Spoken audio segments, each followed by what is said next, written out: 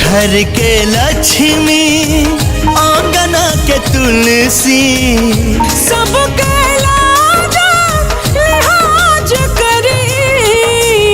प्यारी बहनिया बन के दुल्हनिया ससुरा में जाके राज करी है। प्यारी लक्ष्मीनिया बन के दुल्हनिया ससुरा में जाके राज करी।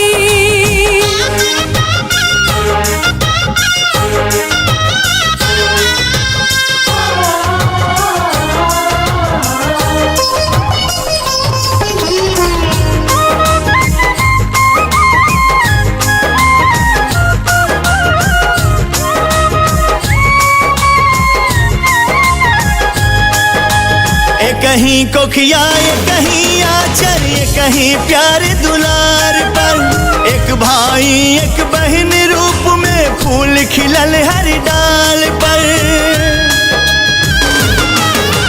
फरल फूल ना तोड़े दे अब तू इतना सुकुवार हो। जान परान से बढ़ के मानी तू धड़कन के तार हो।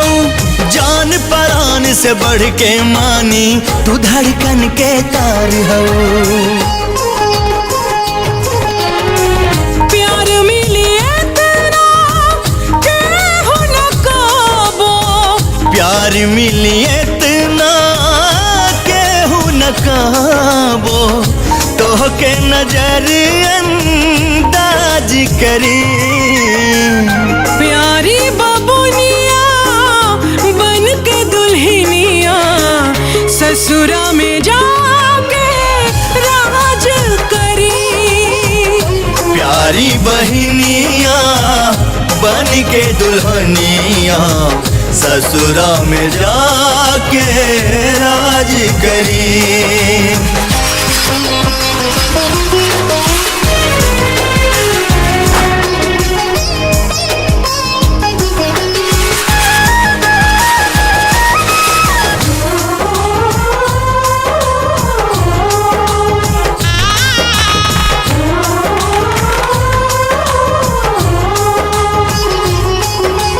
कदम कदम पर रहबे बहिना बन के तोहर परछाई। हमरा जियते तोहरा ऊपर आँच न कौनो आई। तोहर जिंदगी के बगिया हम प्रीत के जल से सींच देव। समय परिताए बहिना हम काल के मुँह से खींच ले। समय परिताए बहिना हम काल के मुँह से खींच ले। हमनी के परिवार के चर्चा हमनी के परिवार के चर्चा ई तो पूरा समाज करे। प्यारी बबुनिया बन के दुल्हनिया ससुरा में जाके राज करे।